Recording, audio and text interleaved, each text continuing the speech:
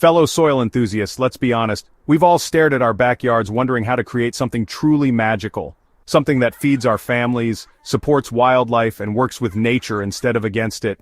After years of experimenting, failing, succeeding, and getting my hands gloriously dirty, I've discovered that permaculture isn't just a fancy buzzword, it's a complete game changer for anyone serious about sustainable gardening. Today, I'm sharing 10 permaculture projects that have transformed not just my backyard, but my entire relationship with the land.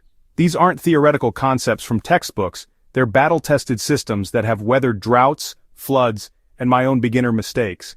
Whether you're working with a tiny urban plot or a sprawling suburban lawn, these projects will help you create an ecosystem that practically runs itself. Let's start with the most iconic permaculture planting system, the Three Sisters. This isn't just about growing corn, beans, and squash together. It's about understanding how plants can support each other in ways that will blow your mind.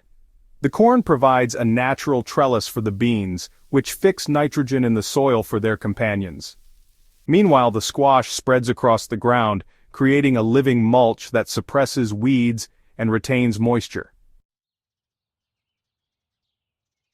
What makes this system truly brilliant is its adaptability. I've modified the traditional approach by adding a fourth sister sunflowers, which attract beneficial insects and provide additional vertical structure. In my experience, this guild produces about 40% more food per square foot than monoculture plantings, while requiring significantly less water and maintenance. The key to success lies in timing and spacing. Start by planting corn when soil temperatures reach 60 degrees Fahrenheit, then wait 2 weeks before adding beans, and another week for squash. Give each corn plant about 18 inches of space, closer than you'd think, but the beans actually help stabilize the stalks against wind.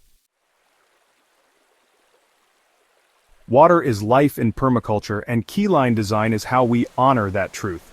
This system involves reading your landscape like a book, identifying ridges and valleys, then creating swales and berms that capture and slowly infiltrate rainwater instead of letting it rush away. I learned this lesson the hard way during my 3rd year of gardening when a heavy spring rain washed away half my topsoil. Now, I've installed a series of small swales along the contour lines of my yard that capture thousands of gallons of water each year. These aren't massive earthworks. Most are just 12 to 18 inches deep and planted with deep-rooted plants like comfrey and elderberry.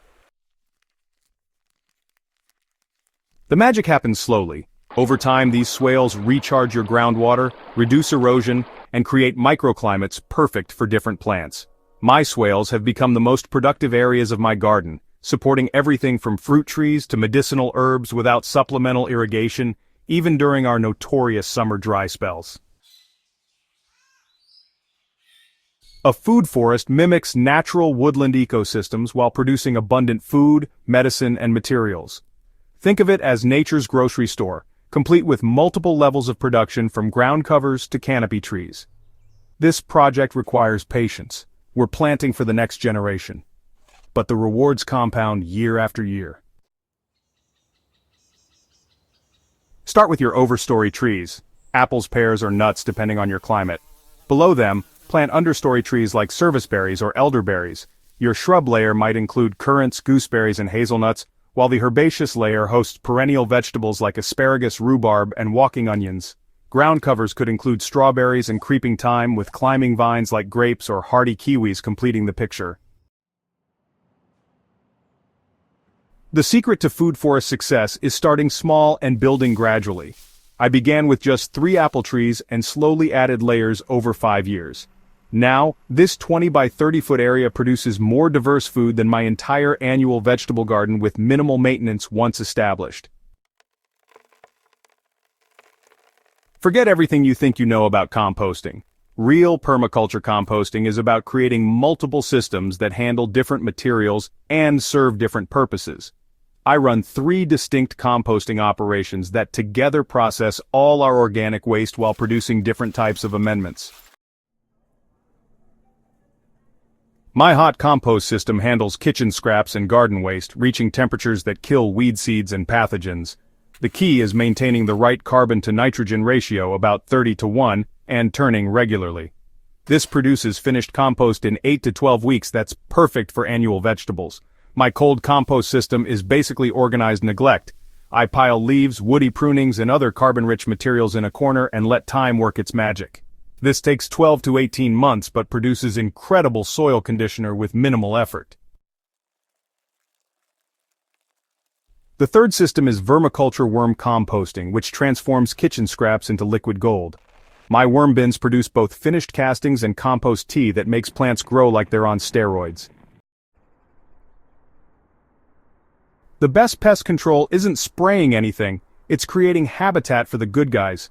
My approach to integrated pest management focuses on attracting and supporting beneficial insects, birds, and other predators that keep pest populations in check naturally.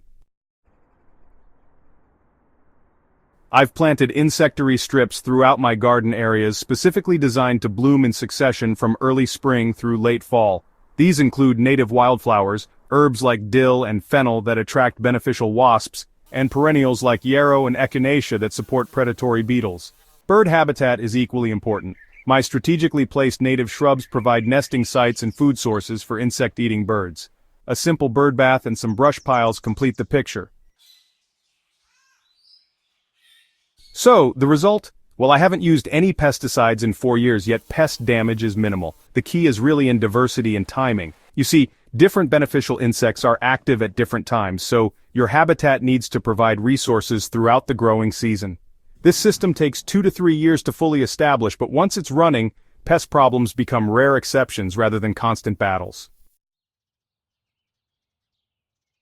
These 10 projects represent just the beginning of what's possible when we work with natural systems instead of against them.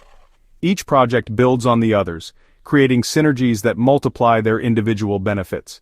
Start with 1 or 2 projects that excite you most, then expand gradually as your skills and confidence grow. Remember, permaculture is a marathon, not a sprint.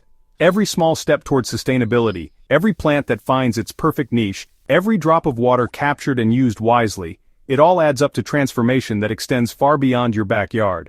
The most important tool in permaculture isn't a shovel or a seed packet, it's observation. Spend time in your space, notice patterns, understand the relationships between elements, and let the land teach you what it needs. Ready to start your own permaculture adventure? Subscribe to Soil Sage Chronicles for more in-depth tutorials, seasonal guides, and behind-the-scenes looks at these projects in action. Share this article with fellow gardeners who are ready to revolutionize their growing game. Together, we're creating a more sustainable, abundant world, one backyard at a time.